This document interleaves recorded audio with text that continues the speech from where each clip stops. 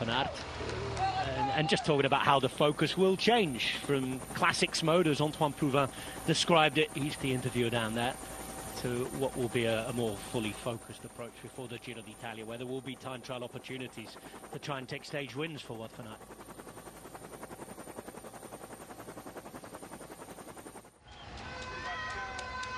With Kuss here.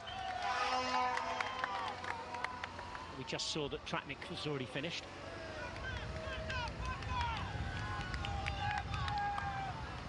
Kuss, I don't think he's going to trouble the scorers, certainly if we look down at the time set before, and that's something that I think we were probably all expecting anyway, probably him himself too. He knows where he's at.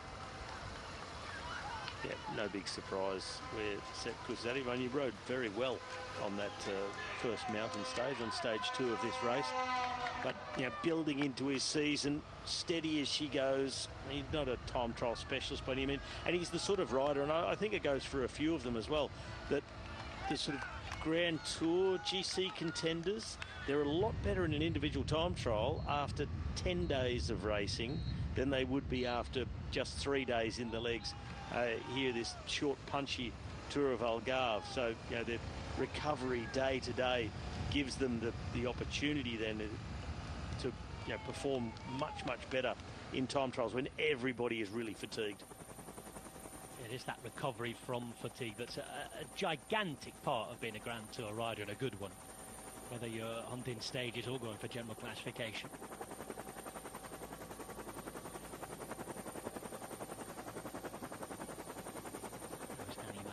We saw a minute ago, just having to recheck where he was going, make sure he didn't end up in the port.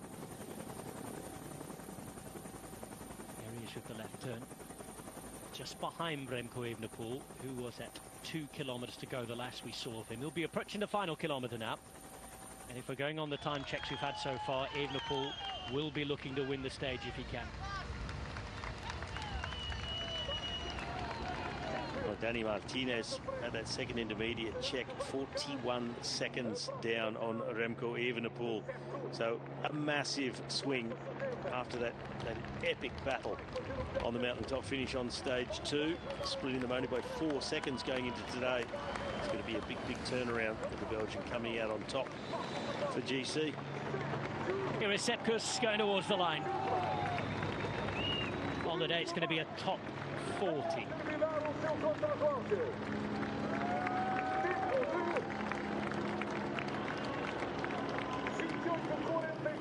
And we're with Evenepoel here, who's blasting towards the finish.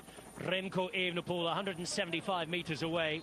Top time to now 27:25, and the world champion has come to the Algarve in search of glory. He was a whisker away on day 2, and he's about to take the stage here. Victory for the world champion and Remco Evenepoel, saving for a massive surprise here with Dani Martinez. And the time checks we're having to the moment shows that that's probably not going to happen. No, the only way that that's going to happen is if he takes the wrong turn, and it's a shortcut through to the finish, because Remco Evenepoel, he is blasted along this TT circuit here in the Algarve, and he will take the race lead.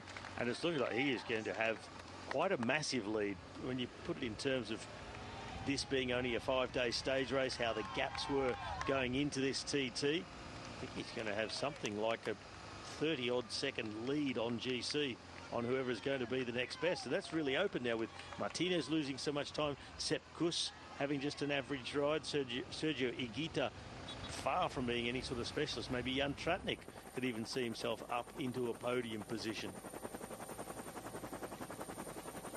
41 seconds down, Dani Martinez at that second time check.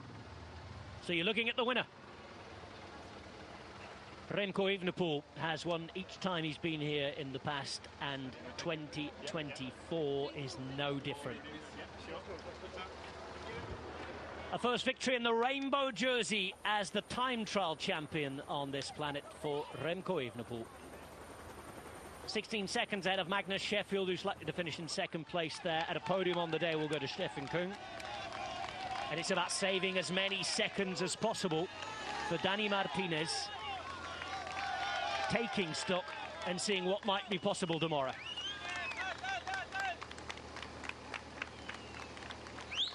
The Colombian time trial champion is applauded on as he's into the final few meters himself.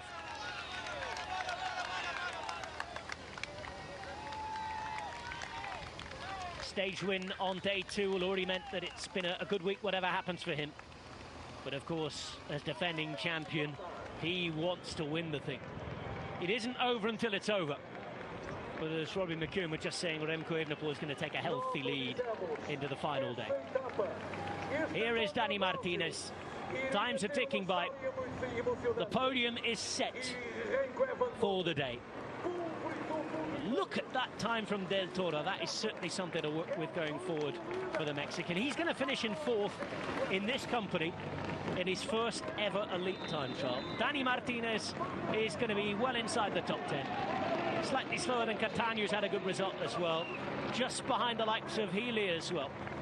It's going to be an 8th place on the day for Martinez. He loses the lead and the yellow jersey. Remco Evenepoel, the world champion, in the rainbow bands for the first time since he took them last year in Glasgow, has tasted victory. It's stage and leader's jersey for Evenepoel. And Remco ahead of what will be his first ever appearance in France, believe it or not, at Paris-Nice. That takes some believing. He's going to go there, having won for the first time in 2024. The stage goes to Evenepoel. And, well, it's a penalty kick to put home tomorrow. But, of course, they're not always scored, are they? There's still work to do, but Evenepoel's in the lead.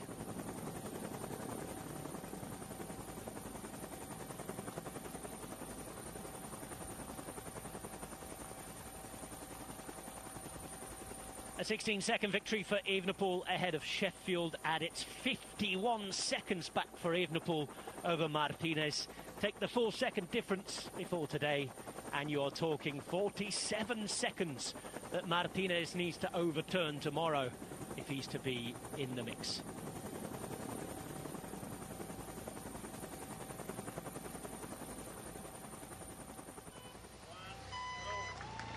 Top 3 on the day. Stefan Küng in 3rd place with a mightily good result, Robbie.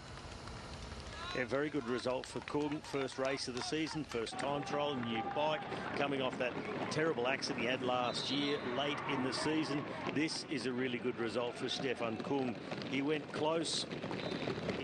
Well, when he came through, things were looking really rosy, but there were some big guns to come. 3rd place then